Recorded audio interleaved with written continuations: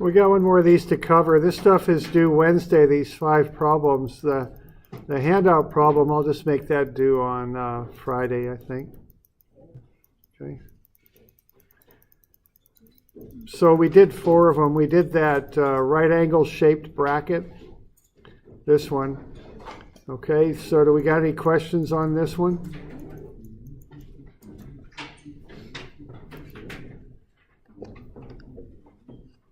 Are we okay with this one here?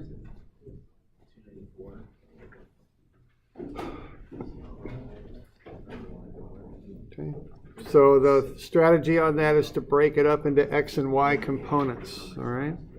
So you're going to take both armatures, break them up into X and Y's, and take moments about A. So that'll be the strategy on that one.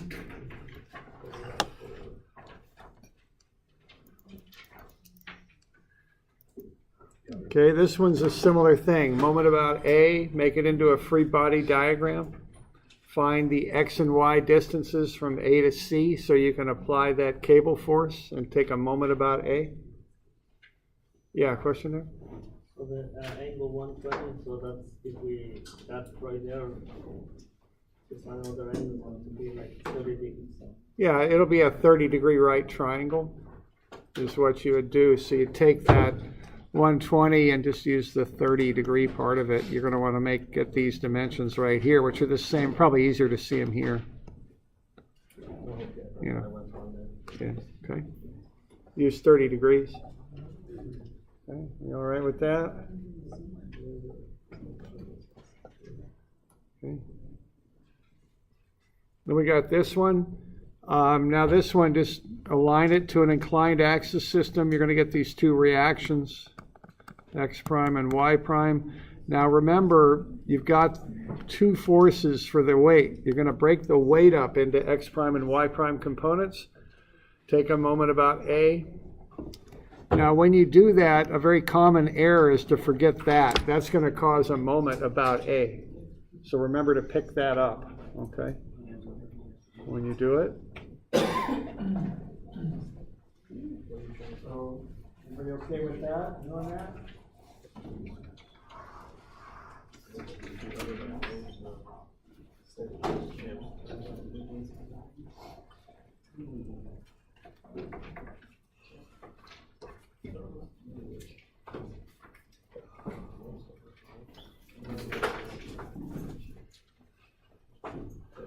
Okay, we good with that?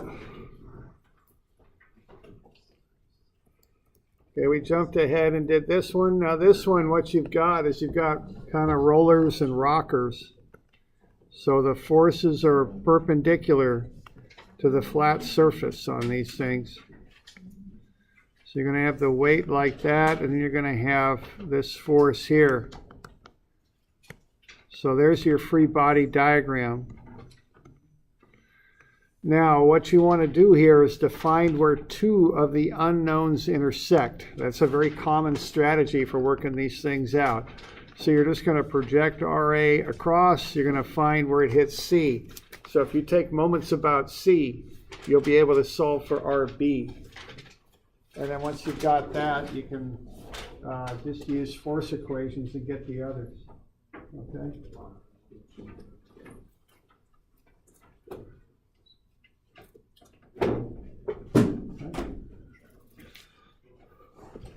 Good with that?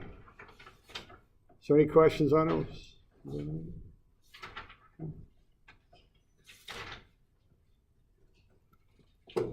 All right, and then we got the one before that has these distributed loads. All right, so we got this. So this is the same sort of drill here. Is what you do on this is you're going to first get a free body diagram. Now what I would do for that free body diagram is I would break those distributed loads into forces and distances, okay, to get that simplified, and then you can just kind of work your way through it from there.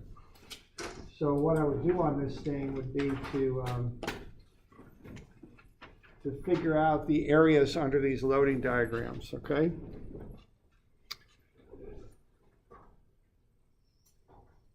All right, so now this is a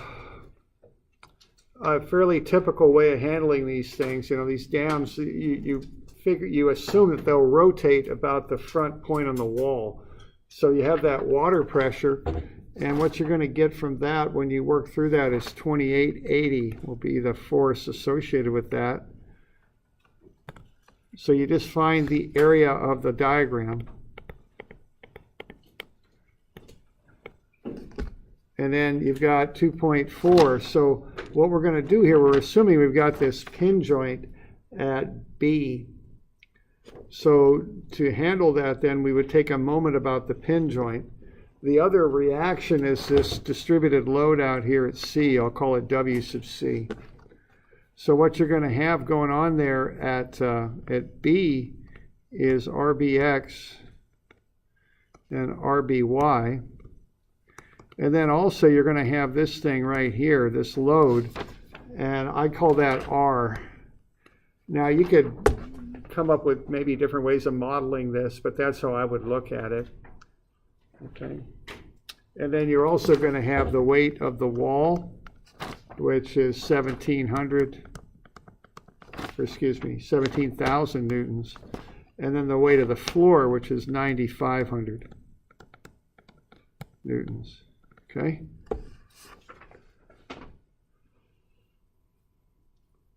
So the free body diagram is going to end up looking something like that. So I would get these distributed loads broken down into point loads at a given location. So R is going to be 2/3 of the 1.32 over. So that's the free body diagram I would use on this thing. So, y'all okay with that? Any questions on that?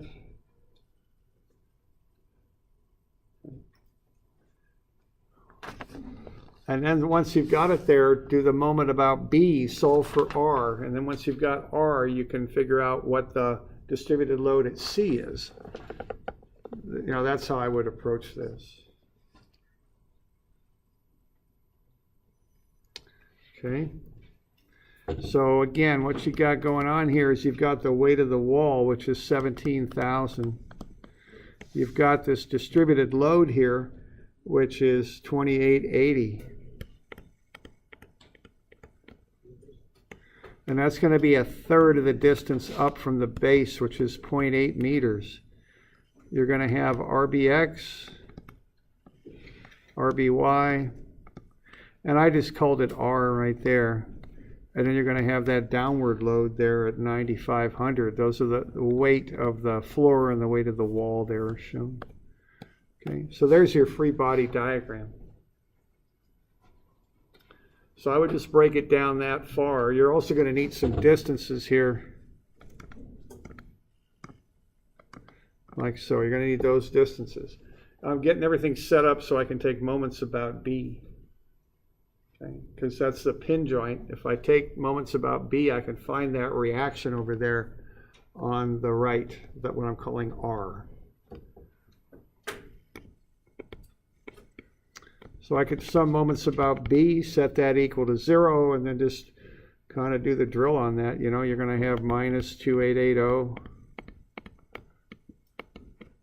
times 0.8 meters. That's negative because it's coming around clockwise. And then you're going to have the 9,500 newtons. And then you're going to have a last term there with a term in R. Okay. So just, well, there's a lot going on there, but just 3 things go into that moment about B. And then you can solve that for R.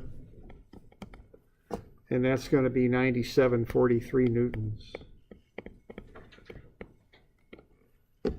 Okay.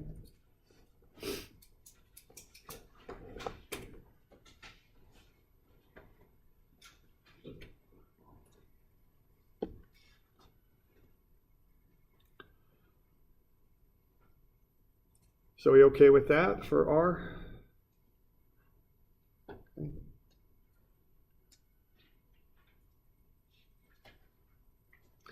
Now what you got for R is the area of that, okay, and this is 1.32 meters. So if you want to find that distributed load on that side, what you want to do is find this area and set that equal to R, see, and solve it for, and then solve for W sub C. And that's going to be 14,762 newtons per meter. So what WC is going to be is 14,762, and the units on that will be newtons per meter over there on the right.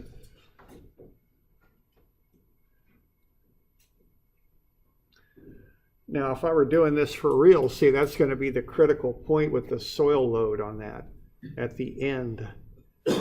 So I would take the depth of that, or the width of the dam, I guess you would say, into the page, figure out a load per square meter on the soil based on that point load. I got 14,672 newtons per meter.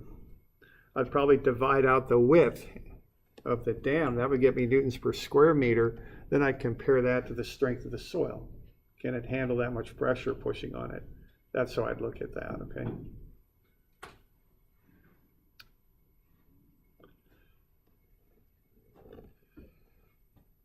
All right, so that's the approach on that. And then to finish the thing up, I'll just put it up here just for lack of space. I go sum of Fy equals 0, you know, and work through that.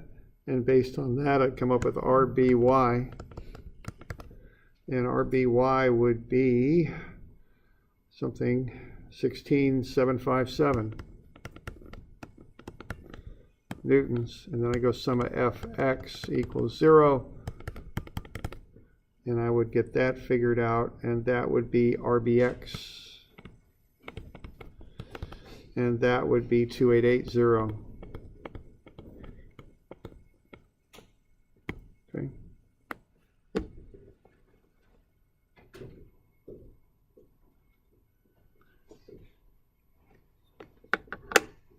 So we're doing all right with that?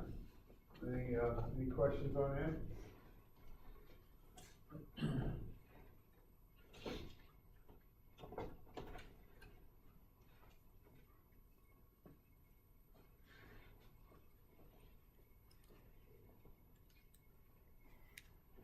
We're doing okay?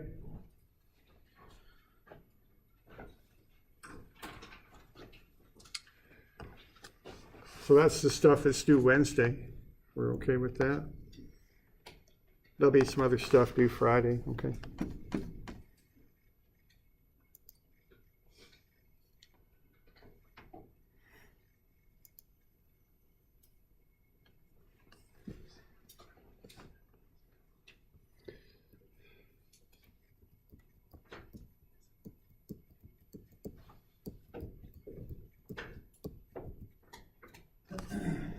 All right, so let's have a look at the next kind of step up on this, and that's 3D equilibrium, okay? So again, we live in a three-dimensional world, of course. Now, when we can, we like to take our 3D problems and break them down into 2D problems. You know, that's how we like to do that, but we're not always able to do it. Sometimes yes, sometimes no. So let's look at 450. Now, what we got in 3D equilibrium is we get 6 equations, 6 unknowns. Sum of Fx, sum of Fy, sum of Fz, sum of Mx, sum of My, and sum of Mz are all equal to 0. Okay? So you get more unknowns and more equations to deal with. So let's have a look at this one. And let's start with what I call a visual approach. So what we got here is kind of a goofy looking triangular car, got 3 wheels on it. And we have the center of gravity at 0.9, 1.1, and 0.6. And all reactions are in this Z direction. We're going to have forces up on the wheels at A, B, and C. And then we've got the center of gravity, which is off center. It's you know, so we have the coordinate of the center of gravity. Now, there's a couple ways to do this. Let's start with kind of a common sense approach, or I don't know if that's quite the right word. A visual approach might be a better word. So why don't you get that turned into a free body diagram, if you would. Got some of this stuff too, so Aaron? Yes.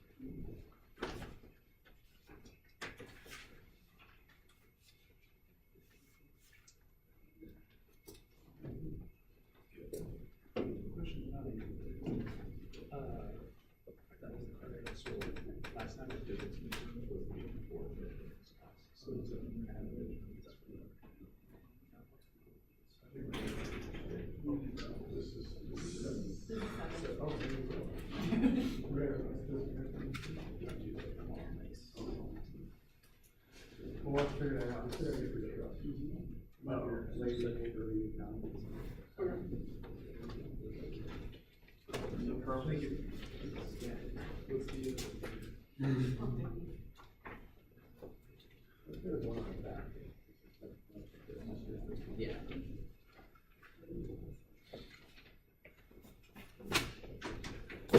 All right, so a free body diagram looks something like that. You want to get that weight turned into the mass turned into a weight, and that's going to be 5886 newtons. That'll be applied at the center of gravity. And then you've got the three reactions up on the wheels.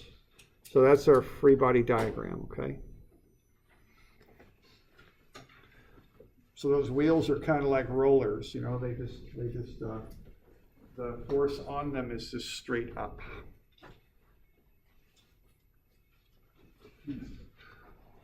Now, once you have that free body diagram drawn, there's different ways to solve this.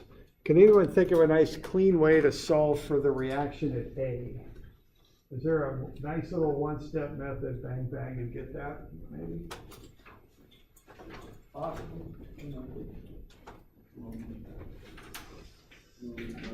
Yeah, see, this is a 3D problem, but I think if you kind of give this some thought, you can turn it into a 2D problem. But it's on you to do it, okay? Like that problem I just showed you, that dam was actually a 3D problem, but it was pretty straightforward just to look at it from the side and turn it into a 2D problem. Similarly here, what you can do is you can look at this thing from the side. So you can look right down the y-axis like that and draw up what you see. And what you would see then would be the side of the car. Something like that. You'll have RB and RC both on the y-axis, because what I'm doing there, I'm looking right down the y-axis. Okay? Now I've got RB and RC both on the y-axis.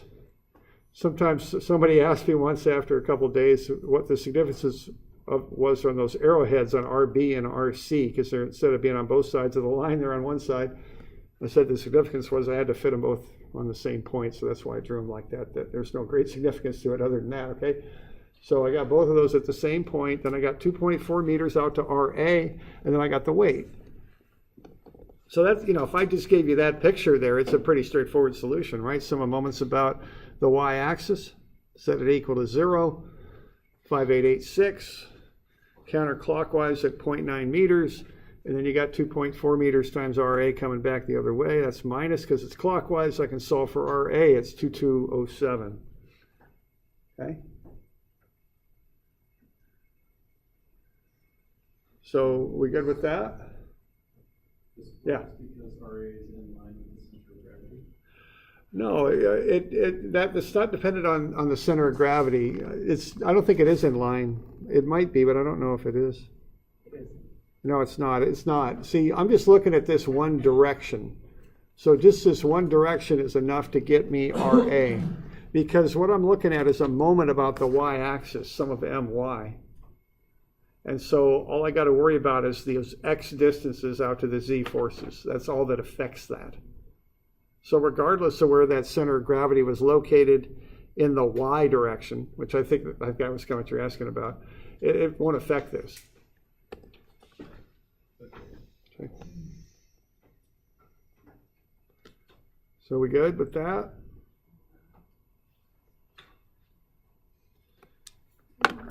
Y'all want to generate an equation to find RC then? And this is I got to do a little bit of visualization here, but I want you to generate an equation to find RC next, okay?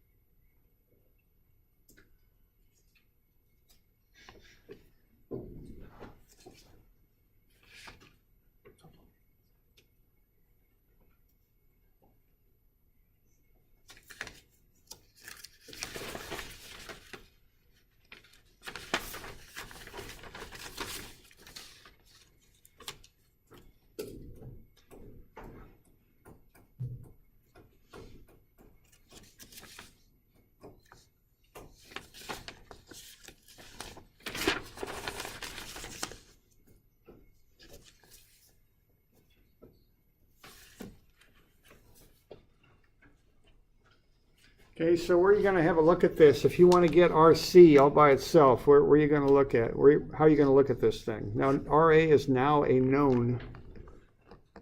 So how are you going to observe this or look at it? What's your viewpoint? Look at it from the vehicle. From the where? I'm sorry? From the front of the Yeah, vehicle. front. Yeah, you're going to look down the x-axis now, right? Right. What that's going to do is isolate RC over there on the right. Okay? I'm going to take a moment about V. Yeah, so you're going to do something like that. Okay, you can look down the x-axis. And what that'll do, if you take a moment about the x-axis, that will allow you to solve for RC. That'll be the only unknown left. Okay? So you're going to have the 2207 that you just found. That's at A. That's 0.9 meters to the right of the x-axis. The center of gravity is 1.1 meters to the right, and that's got the weight, 5886. And then the unknown is RC over there on the far right, and that's 1.8. Yeah, question? Isn't the sign of that different though? Because you go from a positive on the right and you move to the left and it's still positive. Well, we're looking down different axes, and think of this kind of like a 3D moment vector. Just looking at your algebra. Yeah. You've got a positive 1.8 RC, and then you subtract it across the other side, and it stays positive. Oh, what I did, I think I kept it on the same side and then flipped the sign on the others. Yeah. You know, I kind of crossed them. You're right. I crossed the wires, so to speak. But yeah, it comes out in the wash. Yeah. Okay. Yeah, it comes out in the wash. Okay.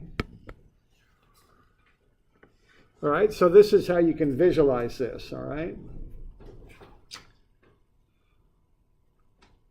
So this is what we're doing here. We're taking a 3D problem, we're turning it into a 2D problem. Okay.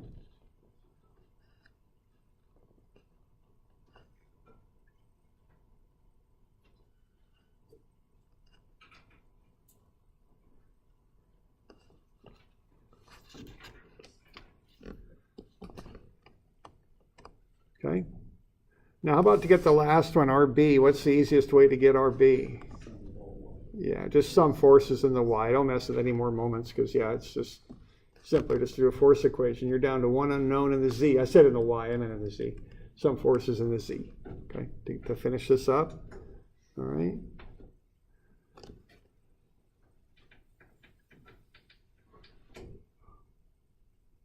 All right, so, you know, if you're comfortable visualizing, that's a way to solve this out.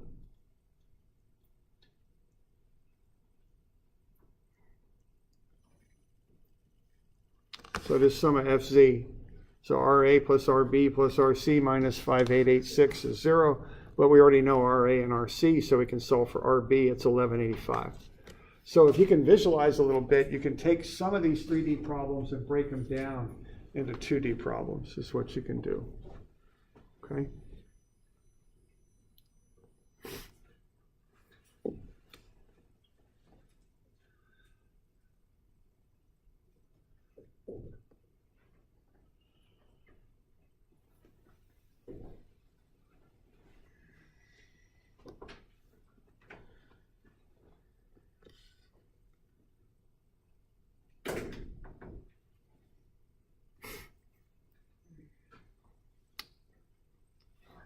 Questions on that?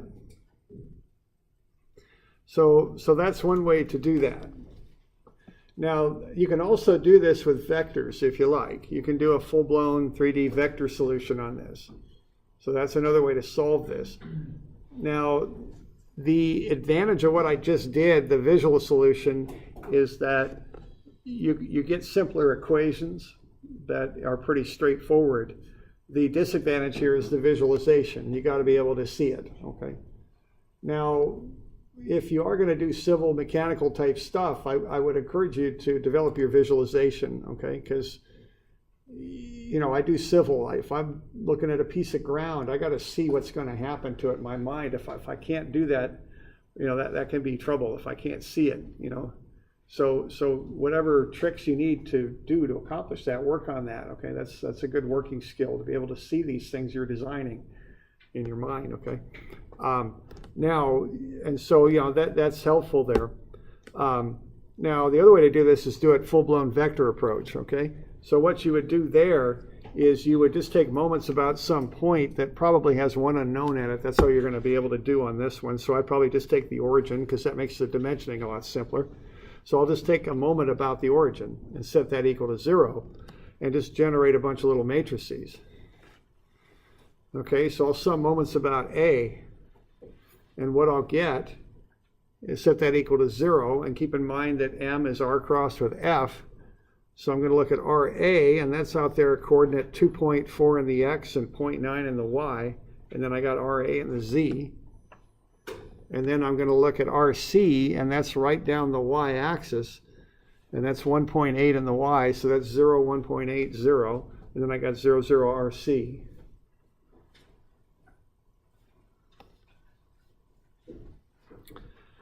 And then I got to generate a moment there for the weight. So why don't you get a moment in there, and then you just do all the crosses. See? So once you get that last determinant I've got set up, generated for the weight, the 5886. Okay. So, and I've got a second page. I got the same problem on the next page, so you could do the 3D stuff if you don't have enough room. So at 460.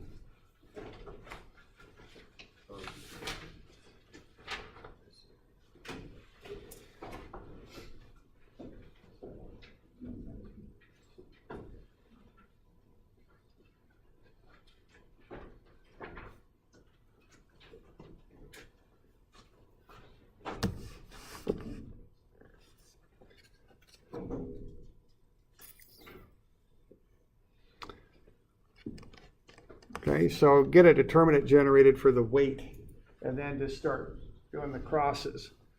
Now, the advantage of this approach, of course, is that you're just kind of mechanically setting up the cross products. The disadvantage is you got to work through all the cross products. You know, it takes time, and you know, it's a detailed little process to do that. So when I'm looking at 3D problems, I kind of consider both of these approaches, and sometimes I'll kind of use a little one and a little of the other. It just depends what kind of problem I got. If I got a problem like this one where all the forces are in the z direction, I'll probably just turn it into 2D problems like what I just did, that visual approach. But if I got a problem with, I got wires and stuff going all crazy angles and forces all over the place, I'm probably going to get more formal about it, so to speak, and use more of a vector cross product kind of approach. It just depends on the situation. And you can kind of pick and choose too, you know, whatever is easiest to get forces, I would do, okay? So I have a question. Yeah. So if we're doing a moment about A, wouldn't RA, since it's going directly into it, wouldn't RA not create a moment? About A? Yeah, you're probably right. Am I calling that? I'm doing a moment about B. That's the problem. Sorry. Oh, moment about B. Okay. I just, for some reason, I thought I would have labeled the origin A, but I didn't. I labeled it B, so it's easily fixed. Yeah, that's my bad, though. So just make that RARB. Yeah, it's just a notational thing. So my bad on that.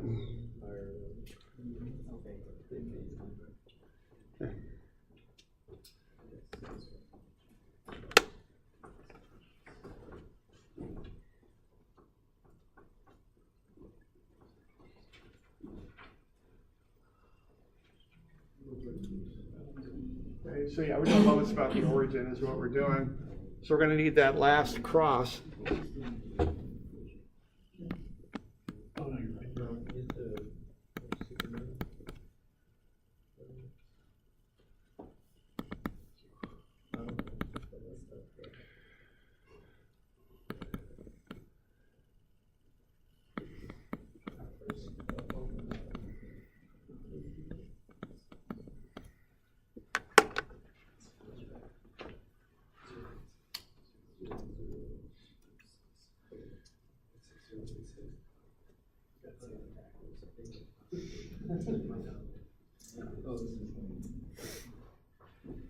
Okay, so that last cross would just be IJK 0.9, 1.1, 0.6. I'm just taking the coordinate of the center of gravity out.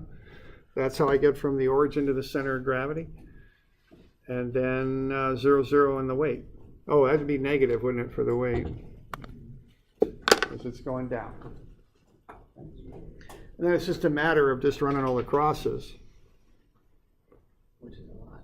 Yeah, it is. And that's the disadvantage of this, is you end up with 3 full cross products, 3 terms per cross product. So this gets a little bit, you know, it takes time, and lots of places you can drop a negative and all that. That's kind of the disadvantage of this. Yeah, which is okay, because I got 3 equations. So, you know, I could, I can work this out. I'm going to have an extra equation, aren't I? I think the extra equation will be z, because there's no moments about the z-axis. So that's really, I don't know what the right word is, like trivial or something like that. It's not going to exist. There isn't any moment about the z-axis. Okay, so that's just a matter of just running all the numbers. Okay, so I'm going to get, you know, and so the way I do this, and again, you got the formula for this, so, you know, just because this is how I learned how to do it. So 0.9 RA minus 0, that's the I.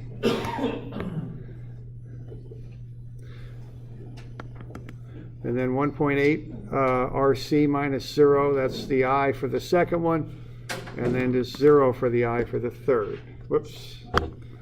1.1 times negative 5886, which is negative 6475. Okay, those are the I's, and then, actually I should have done those in green, shouldn't I?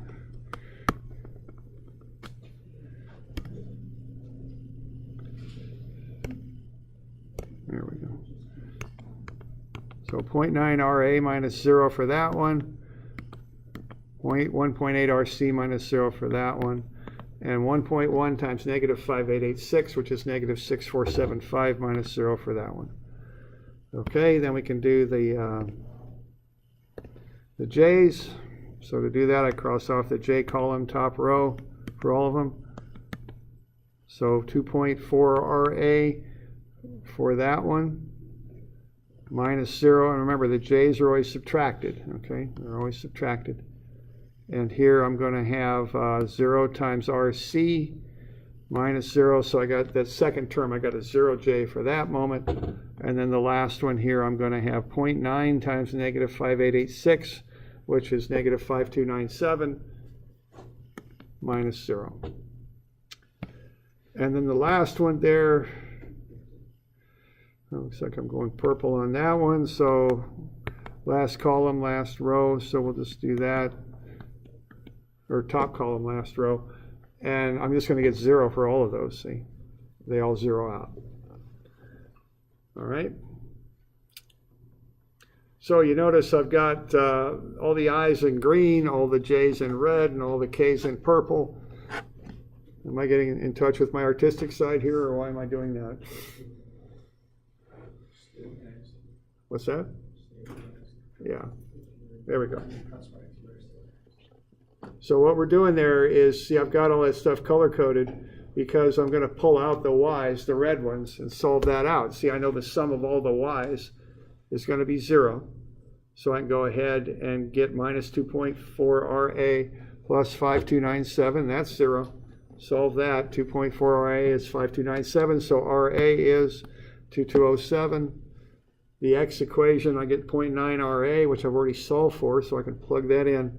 1.8 RC minus 6475 is 0. So I can solve for RC, it's 2494, okay? So that's why I have the color coding going on here. It's just so we can kind of organize things a little bit. So we're pulling out all the X's and setting them equal to 0, pulling out all the Y's and setting them equal to 0, and then solving. The Z's are 0, so there's nothing going on in the Z's. So what I'm able to do there is solve for RC and RA. Now the thing on this is these cross products are just, they're doing what you would do visually, okay? What they do is they automatically generate what you would see from those other equations. So if I went up, run back here to where we did that visually, that first moment, what I got 1.8 R, well, let's see, just go back here.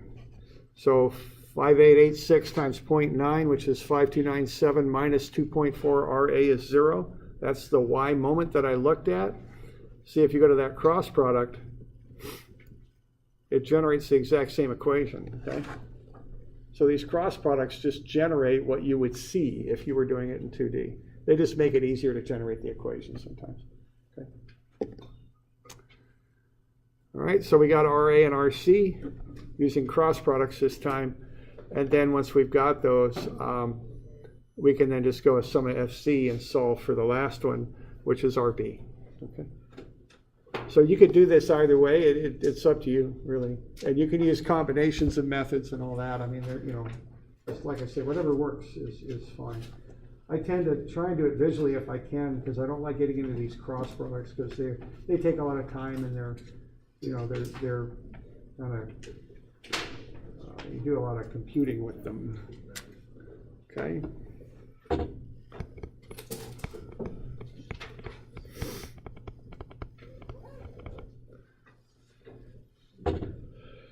Okay.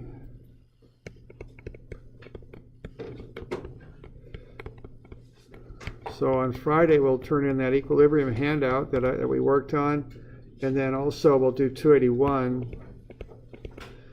And I think I'm going to give you another one here, although, well, we'll get to it. We'll cover the stuff tomorrow, then I'll assign the next one. There'll be some others, but that's what's due Friday here so far, okay?